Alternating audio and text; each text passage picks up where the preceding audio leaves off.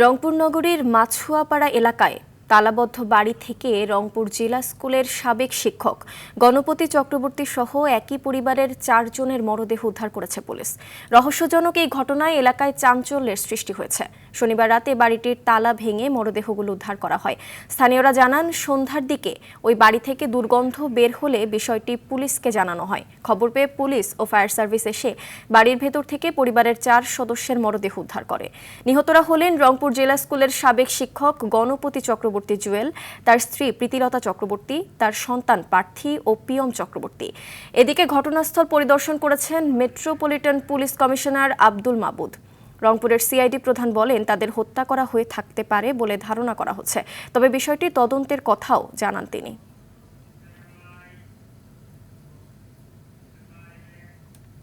দর্শক, এ বিষয়ে আরও জানাতে রংপুর থেকে সরাসরি যোগ দিচ্ছেন সহকর্মী জাহাঙ্গীর আলম বাদল।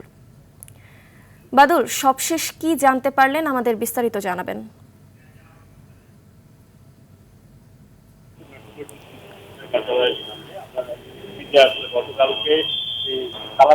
তালাবদ্ধ বাড়িতে একই পরিবারের 4 জনের মধ্যে উদ্ধারের পর থেকে আসলে রংপুর এই ঘটনাকে কেন্দ্র করে আসলে কিছু রংপুর জুড়ে একটা আলোড়ন সৃষ্টি